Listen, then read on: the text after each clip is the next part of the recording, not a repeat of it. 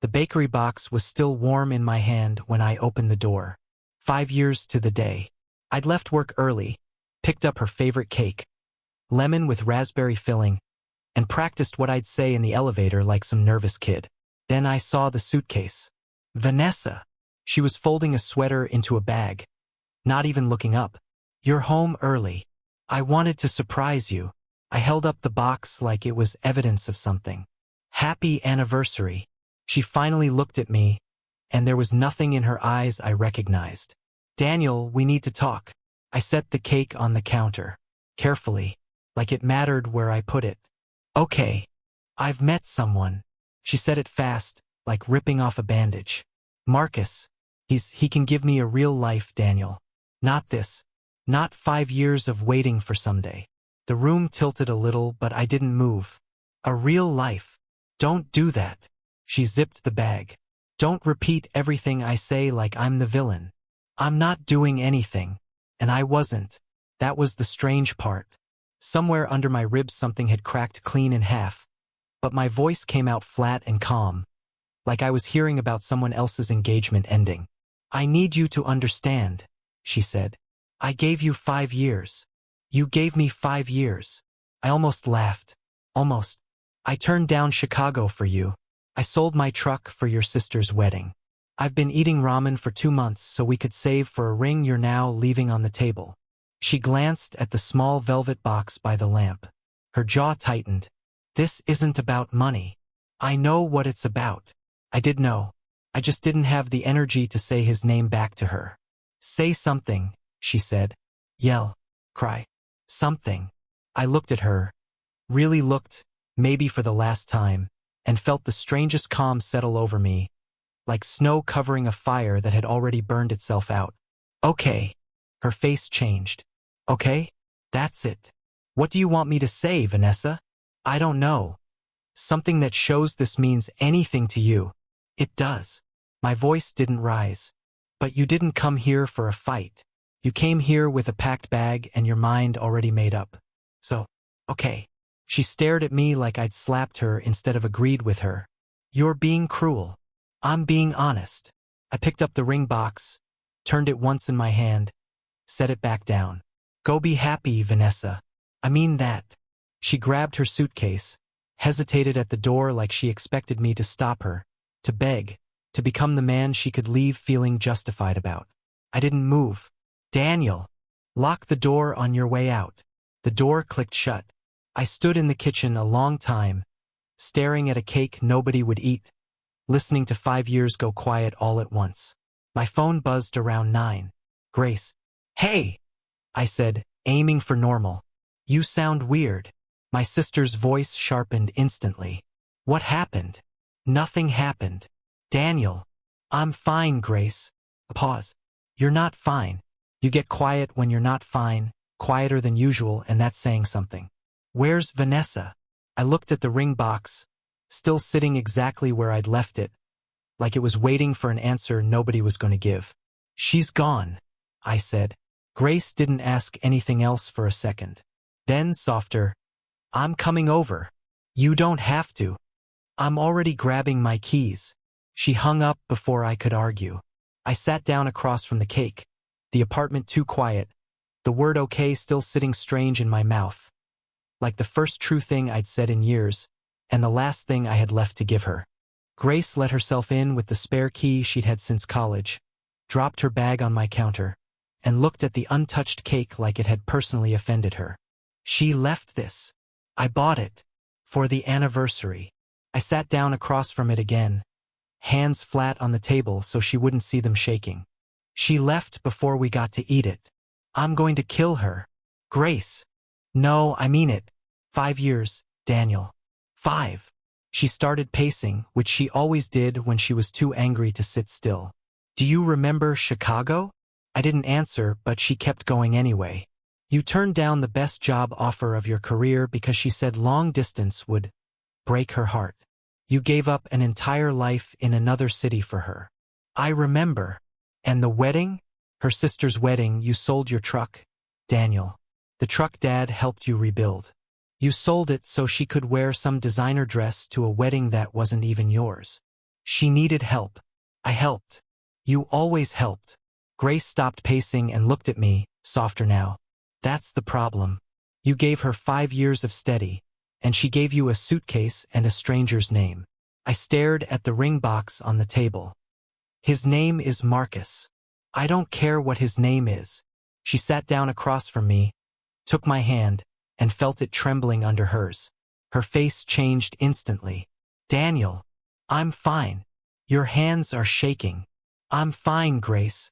I pulled my hand back, tucked it under the table like that would hide it. I said okay. I meant it. I'm not going to fall apart over someone who already decided I wasn't worth staying for. You're allowed to fall apart. Not tonight. My voice cracked on the last word, which undid the whole sentence, but I kept my face still anyway. Tonight I just want to sit here. Grace didn't push. She just stayed, quiet, until I finally went to bed sometime past midnight with the cake still sitting on the counter like a monument to something I didn't want to name. Work the next morning felt like walking through fog. I sat at my desk, staring at blueprints I'd looked at 100 times, and couldn't tell you a single line on the page. You're not reading that. Ethan dropped into the chair across from me, coffee in hand. You've been on the same sheet for 20 minutes. I'm reading it.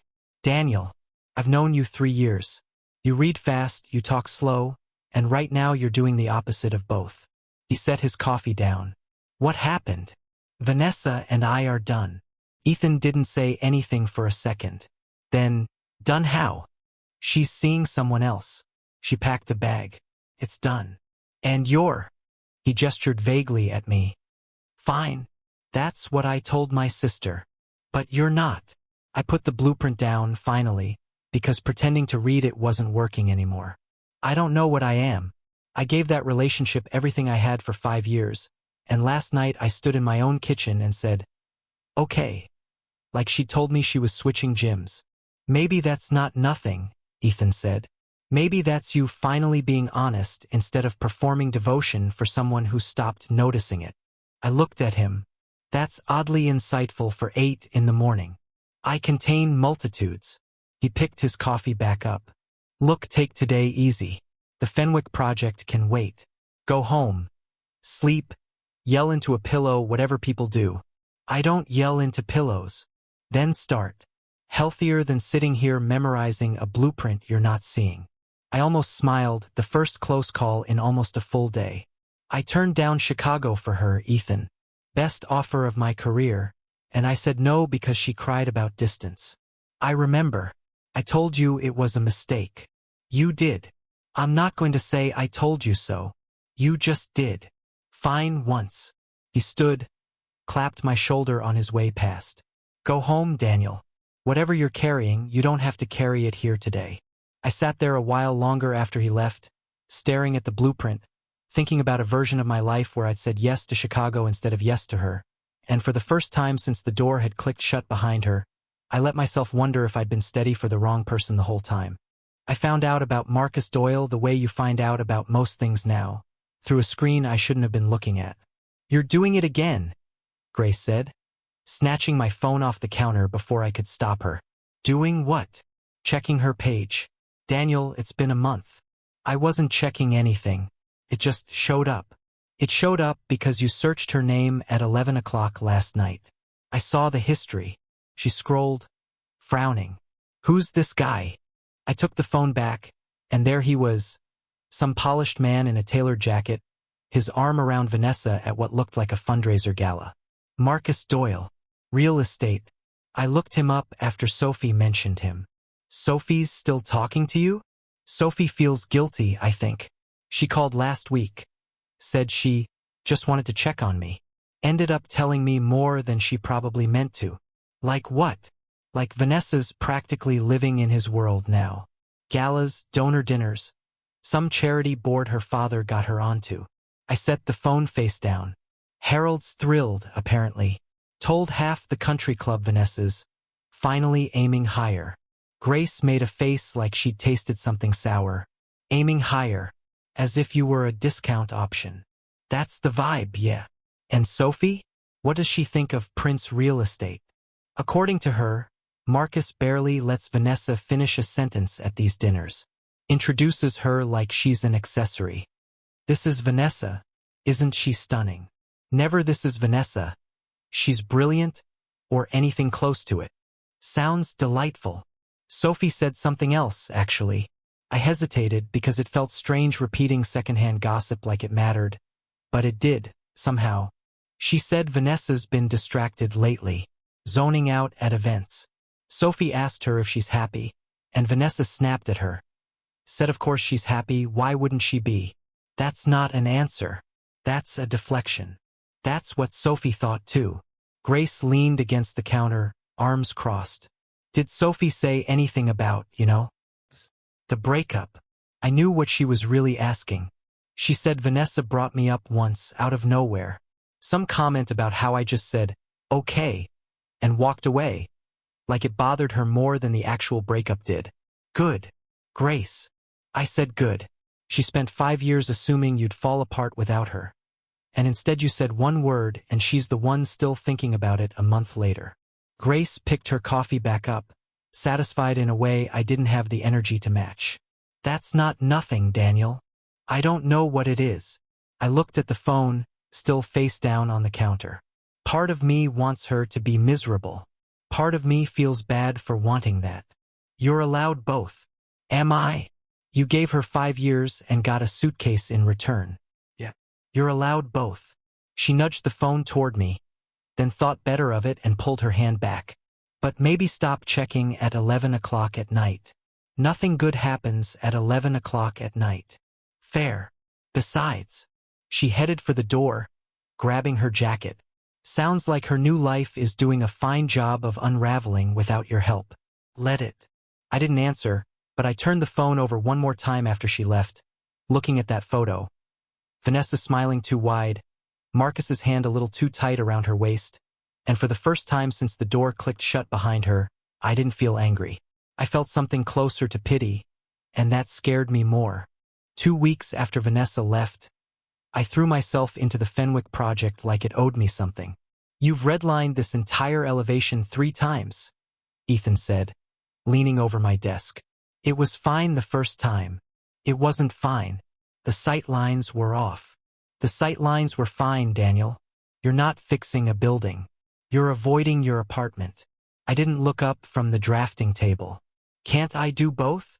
You can. I'm just saying I see what you're doing. He pulled up a stool. My father used to say work is a good place to hide, but a bad place to live. Your father sounds like mine. Walter. Ethan smiled. How is he? Same as always. Told me on the phone last night that grief without purpose just curdles. Direct quote. He's not wrong. He's rarely wrong. Infuriating, honestly. I finally set the pencil down. He built half this city with his bare hands and never once complained about it. I used to think that was just stubbornness. I think I get it now. Get what?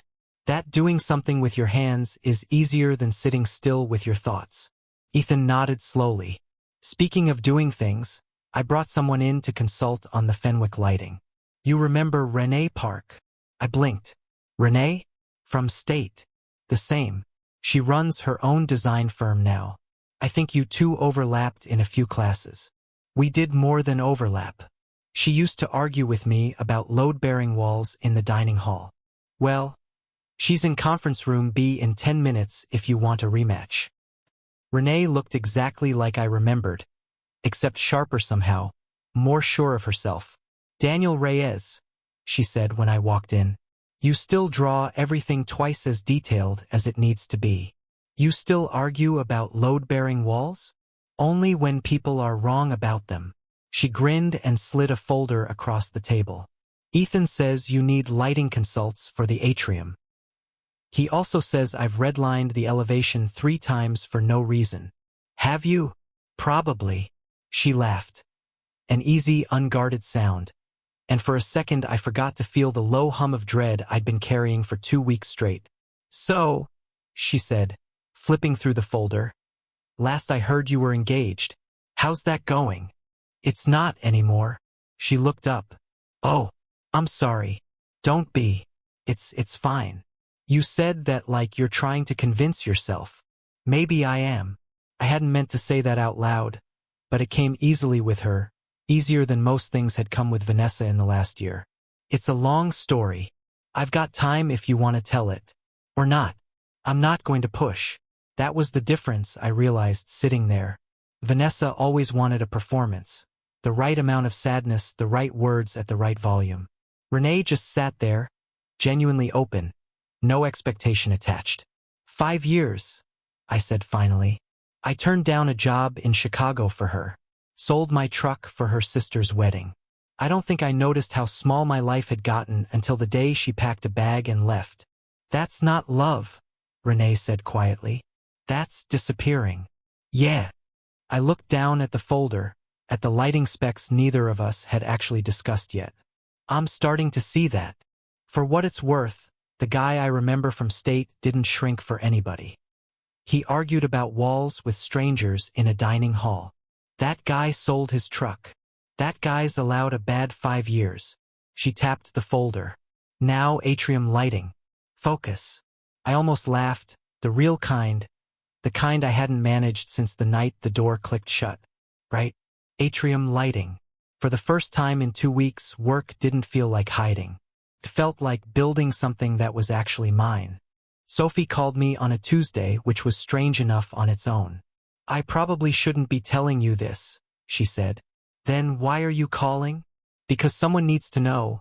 And Grace would just say, I told you so the whole time, and I can't handle that today.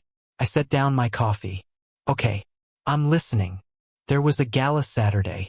Marcus's company, some big donor thing. Vanessa wore this dress she'd been excited about for weeks, and the second they walked in, he told her to change her earrings because they didn't match the room. In front of people? In front of everyone. She laughed it off, but I saw her face. That wasn't a joke to her. That doesn't sound like the guy who was supposedly giving her a real life. It gets worse. Someone asked her opinion on a property development downtown. She actually knows about this stuff, Daniel. She minored in urban planning, and Marcus just talked over her. Answered for her. Like she hadn't said anything. I didn't say anything for a second because some petty part of me wanted to enjoy this, and a bigger part of me just felt tired. Did she say anything to him? Not that night. But I heard her talking to her dad on the phone after. Harold basically told her to stop being so sensitive. That Marcus is exactly the kind of man this family needs. And that a few bruised feelings are a small price for the connections he brings. Her own father said that? Word for word, near as I can tell. She was crying by the end of the call, Daniel. I've never seen Vanessa cry over something that wasn't about herself directly. But this was different. What did you say to her? I told her the truth. I asked if she was actually happy, or if she was just performing happy for an audience the way she always does at those things. Sophie's voice tightened. She got defensive immediately. Said I didn't understand what it takes to build a real future, that I was just jealous. Are you? Of Marcus? God, no. Of what she thought she was getting. Maybe a little. Before I actually watched him talk over her twice in one night. She paused. I told her. I said, you left a man who let you finish your sentences for one who doesn't think you have anything worth saying. What did she say to that? Nothing. She just went quiet. And then she said something strange. What? She said, Daniel never interrupted me. Not once in 5 years. And then she got mad at herself for saying it. Like she wasn't supposed to think that out loud. I sat with that for a moment, staring at the wall like it might have something useful to say. Sophie, why are you telling me all this? Because I think she's about to make herself miserable trying not to admit she made a mistake, and I don't know how to stop that, and honestly, she hesitated. Honestly, some part of me thinks you deserve to know you weren't the problem. You were never the problem, Daniel. I appreciate that. I'm not saying this to get you back together. I don't think that's what this is. I don't think so either. I just thought you should know the trophy case has a crack in it. That's all. She sighed. I have to go. Don't tell Vanessa I called. I won't. She hung up, and I sat there a long time, turning her words over. Daniel never interrupted me. 5 years of being told I wasn't enough, and it turned out the thing she missed most was the bare minimum. Someone who let her finish a sentence. It wasn't satisfying the way I thought it might be. It was just sad. Grace called at 6 a.m., and I knew before she said a word. "It's Dad," she said, breathless. Chest pains. Mom found him on the kitchen floor. They're taking him to St. Mary's. I'm on my way. I don't remember getting dressed. I remember running 2 red lights and calling Renee without fully deciding to. "Daniel? It's early, what's?" "My dad. Is his heart. I'm heading to St. Mary's now. I'm coming. You don't have to. I'm already grabbing my keys." The same words Grace had said the night Vanessa left. I didn't have time to notice the echo yet. The waiting room smelled like antiseptic and stale coffee. Grace paced. My mother sat perfectly still, hands folded, the way she did when she was too scared to move. Renee showed up 20 minutes later and just sat beside me. No questions, her shoulder against mine. A doctor finally came out. "Mild heart attack. He's stable. Lucky you got him in fast." I don't think I breathed right until she said stable. They let me back an hour later. Walter looked smaller in that hospital bed than I'd ever seen him. Wires taped to his chest. The same hands that built half the houses in this city now lying still on a thin blanket. "You look terrible," he said, voice rough but steady. "You had a heart attack, Dad. You don't get to critique my face." "Fair." He tried to shift up and winced. "Your mother told me you didn't sleep. Couldn't. Sit down. You're making me tired just watching you stand there." I sat. For a while neither of us said anything, which wasn't unusual for Walter, but it felt heavier now, like he was gathering something up. "I keep thinking about your grandfather," he said finally. 41 years married to your grandmother. No big speeches. No galas. He said the word like it tasted bad. Man showed up every single day. Made her coffee the same way for 4 decades. That's love, Daniel. Not the fireworks. The showing up. "Dad, let me finish. I've got tubes in my arm. I've earned the right to talk too long." He looked at me, steady despite everything. "Vanessa never showed up for you. Not once, not really. She showed up for the version of you that made her look good." "I don't want to talk about Vanessa right now." "I know. That's why I'm bringing her up." He almost smiled. "You've spent 5 years shrinking yourself so someone else could feel bigger. I watched you do it and didn't say enough, and that's on me. But I'm saying it now, real love doesn't need a stage, son. It needs consistency. Somebody who shows up on the boring Tuesdays, not just the anniversaries." My throat tightened. I didn't know how to be anything else with her. Steady was all I had to offer. Steady's not the problem. Giving it to someone who never once gave it back. That's the problem. He nodded past me, toward the door. "That girl out there. Renee. She's a friend. She drove here at 6 in the morning for a man's father she's never met. That's not what friends do. That's what people who show up do." He closed his eyes, tired now. "Don't waste that kind of person shrinking yourself again." I sat with him until he drifted off, then walked back out to the waiting room where Renee was still sitting exactly where I'd left her. 2 coffees in hand, one already held out for me. "How is he?" "Stable. Talking too much already, which Mom says is a good sign." "That's a relief." She handed me the coffee. "You okay?"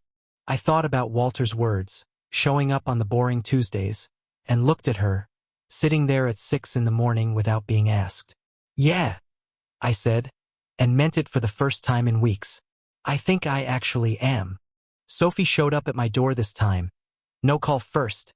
Mascara smudged like she'd been crying or trying not to. "Can I come in?" "Of course." I stepped aside. "What happened?" "You're going to want to sit down for this one." I didn't sit, but I leaned against the counter. "Sophie. Marcus dumped her. At a gala. In front of about 200 people." "What?" "There's a woman, Priya something, runs a bigger firm than Marcus's. Way more connections. He's been seeing her for weeks, apparently, and Saturday night he just brought her as his date. To the same gala Vanessa was already walking into. He didn't even tell her first?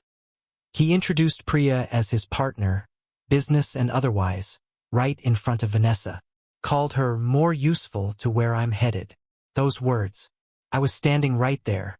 I felt something twist in my chest, and it surprised me that it wasn't satisfaction. That's brutal. It gets worse. Vanessa just stood there, frozen, and Harold, her own father, pulled her aside and told her to smile and leave quietly so she didn't make a scene. Not one word about how humiliated she must have felt. Just damage control. Jesus. I drove her home. She was a wreck, Daniel. Not the performing kind of wreck either, the real kind. And I finally said what I should have said months ago. What did you say? Sophie sat down at my kitchen table, hands wrapped around themselves. I told her she didn't lose you to bad luck. I told her she threw you away with both hands for something that looked shinier. And now the shiny thing is gone too, and all she has left is the mess she made getting there. How did she take that? She screamed at me at first, said I didn't understand, that I was just enjoying watching her fail. Sophie's voice cracked. But then she just stopped, and she said, I know, Sophie. I know I did. First time she's admitted it out loud. I didn't say anything for a moment. Part of me wanted to feel triumphant. Mostly I just felt hollow, the way you do watching something break that you used to care about. What about Harold? Cold. Ice cold. He told her at breakfast this morning that she'd embarrassed the family name, and that he expected better judgment. Didn't ask if she was okay once. Didn't ask how she was feeling. Just worried about what people would say. That's her father. That's her father. Sophie shook her head. She called me after, crying, saying she finally understood what everyone kept trying to tell her. That Harold never actually cared about her happiness. Just her usefulness. Same as Marcus. And you think she's actually seeing that now? Not just because it's convenient. I don't know. I want to believe her. She said something else, though. Sophie hesitated. She said she keeps thinking about the night she left you. Said she used to imagine you falling apart without her. And instead you just said, okay, and let her go. And now she's the one falling apart, and nobody's coming to hold the pieces.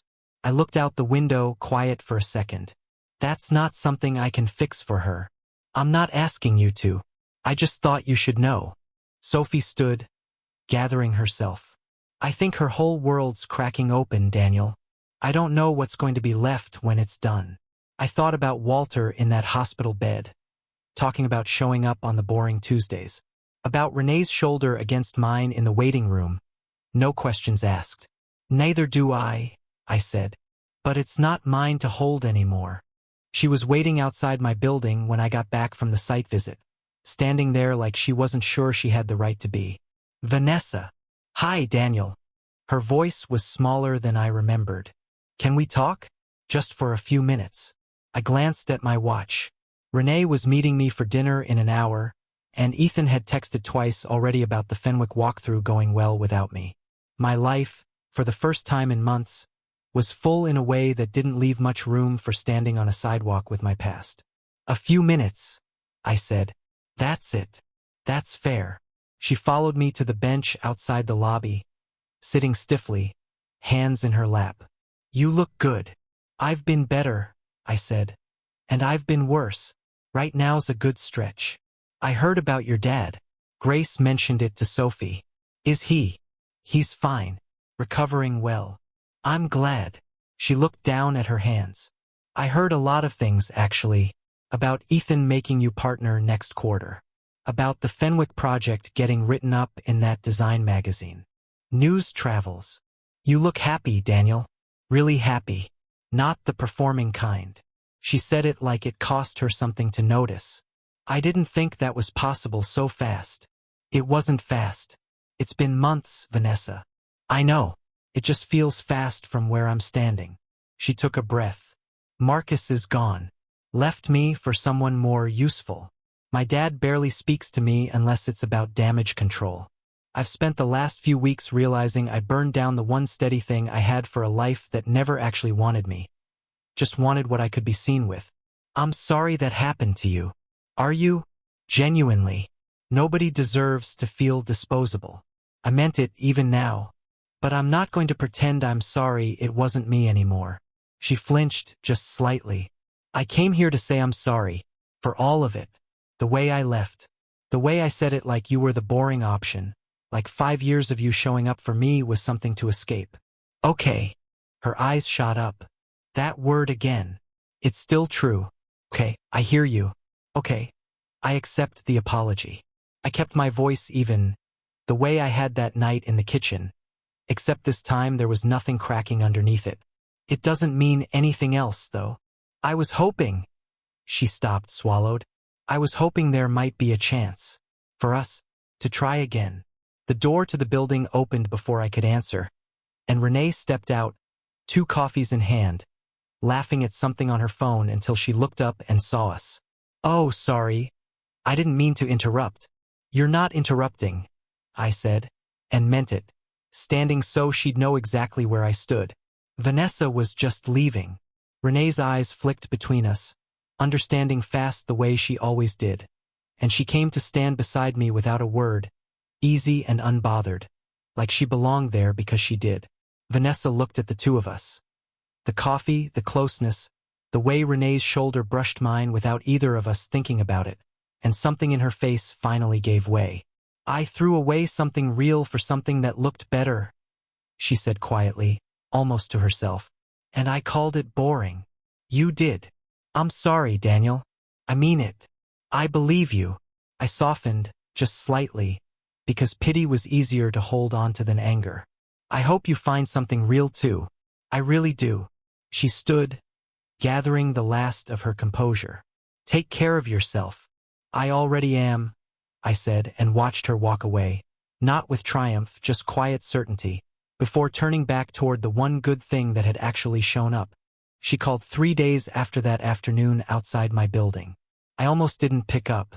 Please, she said before I could even say hello. Just 5 minutes. I'm not asking for anything else. I looked at Renee across the kitchen, and she nodded, quiet permission, no jealousy in it. 5 minutes, I said. We met at the small coffee shop near my old apartment, Neutral Ground. Vanessa was already there when I arrived, hands wrapped around a cup she wasn't drinking, and she looked up like she'd been rehearsing this moment the whole drive over. Thank you for coming. You said 5 minutes. I know. She twisted the cup slowly. I've been thinking about what I said outside your building, about wanting to try again. I don't think I said it right. How do you want to say it? She looked up, and her eyes were wet already. I'm not asking because Marcus left me.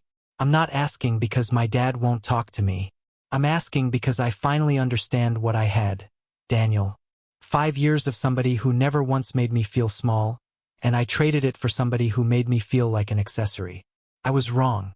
I was so wrong. Okay. Please don't just say okay. Her voice cracked. Not this time. I need you to actually hear me. I do hear you. Then is there any way back? Any chance, even a small one, that we could try again?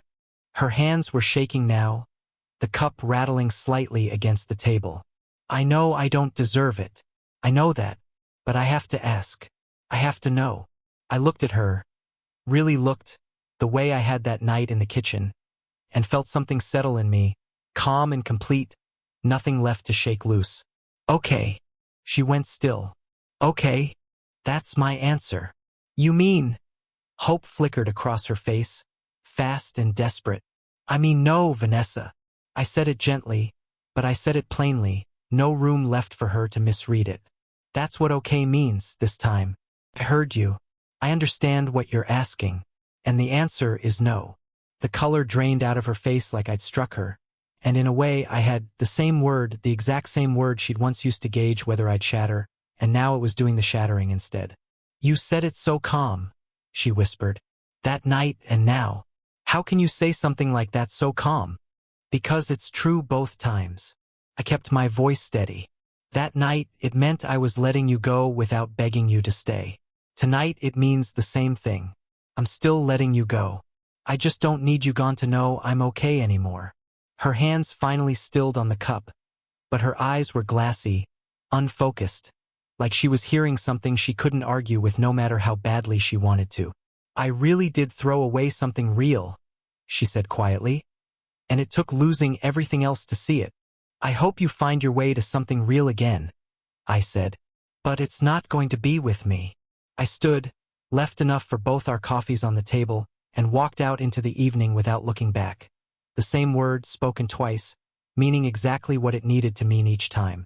Grace showed up with takeout the same way she had that first night, except this time the apartment didn't feel like a place I was surviving in. You look different, she said, dropping the bags on the counter. Different how? I don't know. Lighter, maybe. Less like you're bracing for something. Maybe I am lighter. I grabbed plates from the cabinet, the same kitchen where a word had once ended everything. Vanessa called again yesterday. Grace's eyebrows shot up. And nothing. I let it go to voicemail. I don't think I need to pick up anymore. Good. She started unpacking containers. Sophie says Harold still won't really talk to her. Not about anything real anyway. Just logistics. Whether she's showing up to the right dinners to keep the family looking respectable. That's not a father. That's a manager. Exactly. Grace handed me a container. How does it feel? Watching it all fall apart the way it has. I thought about that for a second, genuinely thought about it because I owed myself an honest answer. Less satisfying than I expected. I used to imagine this, her realizing what she lost, coming back begging. I thought it would feel like winning. And it doesn't? It feels sad mostly. She's still going to wake up every day and have to live with the choices she made. That's not a victory for me. That's just her life now. You've gotten annoyingly wise since the breakup. Dad's fault. He had a heart attack and decided that gave him permission to lecture me about consistency for 45 minutes straight. Sounds about right. Grace smiled, softer now. For what it's worth, Daniel, I'm proud of you. You didn't burn anything down. You didn't chase her, didn't beg, didn't even really go after revenge when you probably could have. You just built something better and let the truth catch up with her on its own. I had help. You, Ethan, Sophie, weirdly, Dad. I paused. Renee. Especially Renee. Grace's smile turned knowing. You two are disgustingly happy, by the way. It's annoying.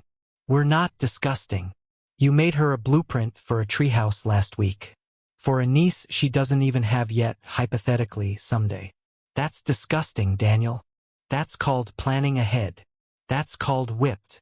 She laughed, and I let myself laugh too. Easy, unguarded, the kind of laugh I hadn't managed in the first weeks after Vanessa left. Later that night, after Grace left, Renee came by with 2 coffees, the way she always did, and sat beside me on the balcony without needing an invitation. You okay? She asked. The same question she'd asked in 100 quiet ways since that morning at the hospital. Yeah. I looked out at the skyline, at the buildings I'd helped shape, steady and load-bearing and exactly where they were supposed to be. I keep thinking about everything the last few months cost me. And it cost me a fiancé who never actually saw me. A version of myself that shrank to fit somebody else's idea of enough. I turned to look at her. But I kept my father's wisdom. I kept Grace showing up with bad takeout and worse advice. I kept Ethan believing in me before I believed in myself again. I kept my self-respect, eventually, even though it took a while to find it under everything else. And, she said again, quieter this time, and I got you. Somebody who shows up on the boring Tuesdays without being asked. She leaned her head against my shoulder. Easy, unhurried, nothing performed about it. Sounds like you didn't lose as much as you thought. No, I said, and meant it completely. I think I finally kept exactly what mattered. Below us, the city kept moving, steady and unbothered, the way I finally was too.